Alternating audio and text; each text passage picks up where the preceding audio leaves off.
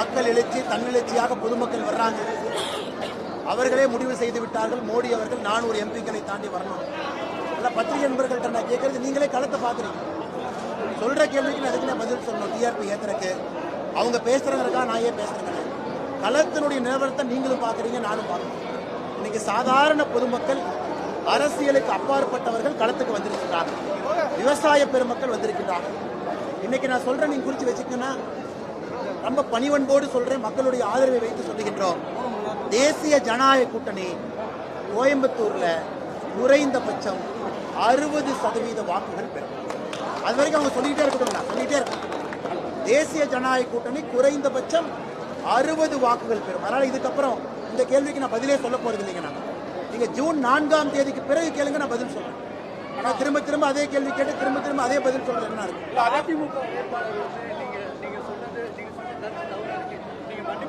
நான் என்ன பண்ண முடியும்?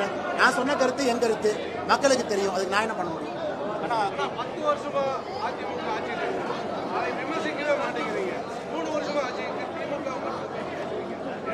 சரிண்ணே, தமிழ்நாட்டில் ஊழலை பத்தி பேசக்கூடிய முதல் அரசியல் தலைவர் யாருன்னு சொல்லுங்க. இல்லைண்ணே, அண்ணாமலை என்ன தாண்டி இன்னொருத்தர் பயங்கரமா விமர்சிக்கிறார் சொல்லுங்க. நீங்க அண்ணாமலை அவர்கள் ஊழலை பத்தி விமர்சிக்கிறாங்க, ஆட்சியில் இருக்கக்கூடிய ஆட்சியாளரை தைரியமா விமர்சிக்கிறாங்க. நீங்க என்ன சொல்றீங்க? ஆனா 1980 ஜனதா கட்சி இருந்துச்சு, அதை பத்தி ஏன் பேச மாட்டீங்க? 1971 இந்திரா காந்தி அம்மையார் இருந்தாங்க, அதை பத்தி ஏன் பேச மாட்டீங்க?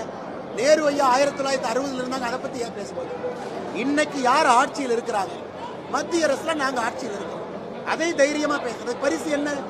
முதலமைச்சர் 2 வழக்குகள் தனிப்பட்ட முறையில் மேல போட்டிருக்காங்க, 83 எஃப்ஐஆர், இதான் பரிசு. அதனால இதை பத்தி நீங்க கேள்வி கேளுங்க.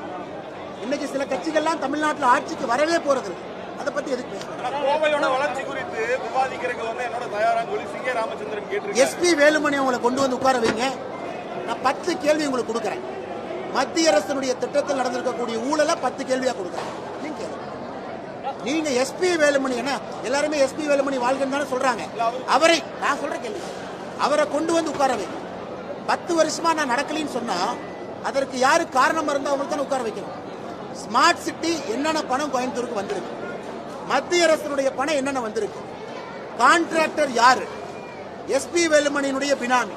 இன்னைக்கு முதலமைச்சர் ஸ்டாலின் சொன்னாரு, இதே கோயம்புத்தூருக்கு வந்து 2021 தேர்தல் பிரச்சாரத்தின் போது என்ன சொன்னாருங்க? நான் ஆட்சிக்கு வந்தா நடவடிக்கை எடுப்பேன், அதை பண்ணுவேன், இதை பண்ணுவேன் அப்படின்லாம் சொன்னார். மணின்னு யாருக்கெல்லாம் பேர் இருக்கோ நடவடிக்கை எடுப்பேன். இப்ப ஏன் 2 பேர் அன்கோ போட்டிருக்காங்க? ஏன் அன்கோ போட்டிருக்காங்க? சார்ஜ் ஷீட் எங்க போச்சு? டிவிஎஸ்சி இவங்க மேல ரைடு பண்ண சார்ஜ் ஷீட் எங்க? அதனால்தான் மறுபடியும் சொல்றேன், கோயம்புத்தூரை பொறுத்தவரை திமுகவும் அதிமுகவும் ஒன்றாக இணைந்து விட்டார்கள். அவங்களுக்கு தெரியும். இதே ஸ்டாலின் அவர்கள் கோயம்புத்தூருக்கு வந்து 2021 தேர்தல் பரப்புரையில சொல்லலையா நடவடிக்கை எடுப்பேன்னு சொல்லலையா?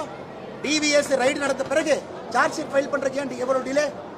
அப்படி ஒருவேளை அதிமுக காரங்க நாங்க நல்லவங்க, தலைவர்கள் தொண்டர்கள் நல்லவங்க தான், தலைவர்கள் அப்படி சொல்றாங்கன்னா எஸ்பி வேலுமணி அவர்களை பிரஸ் மீட்ல உட்கார 10 கேள்வி நானே உங்களுக்கு எழுதி கொடுக்குறேன்.